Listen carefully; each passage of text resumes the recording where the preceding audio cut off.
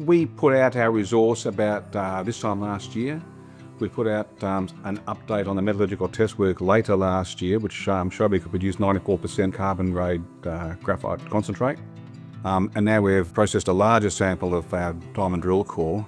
I think we submitted about 150 kilograms, and that's produced this bulk concentrate sample, which we'll send to Germany to get tested for spherical graphite, to micronize it, spherinize it, and get the properties as well for that to make sure it's suitable for electric vehicle batteries and storage batteries. So it's very important in the fact that it's part of the process and part of the journey of developing this graphite project. Probably find out mid this year the suitability of the material for battery use. So it's a very important development, really.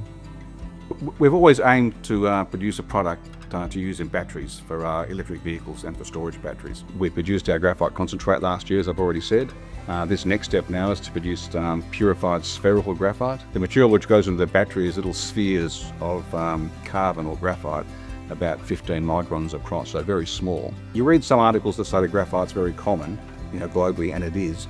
But the particular graphite you need to produce this little 15 micron spheres, you need the right sort of graphite of the right purity to do that. And that's nowhere near as common. So we're hoping we can produce a product like that to feed that growing battery market. Well, I think the key thing about this is ex-China. I think China produces about 99% of the world's purified spherical graphite, which is your final input into batteries.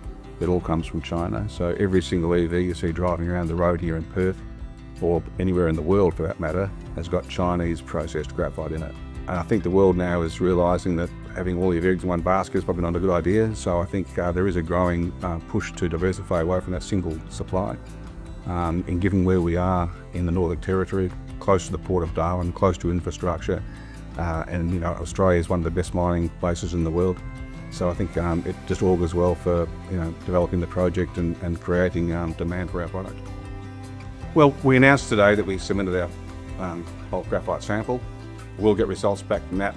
Look, we might get some initial results back in the next couple of months, but the whole test work process will be finished by mid-year, let's say June, maybe July. So we'll announce all the results from that. In the meantime, we'll announce the mineral resource upgrade, and hopefully we'll get some indicator resources from that. We tie those things together and we'll start working on a scoping study, just to assess the economic viability of producing flake graphite. Well, we started it now, but we'll probably start it proper in mid-year. That involves getting plant design work done, estimating capital costs, operating costs and things like that. We hope to have that study out towards the end of the year, third or fourth quarter this year.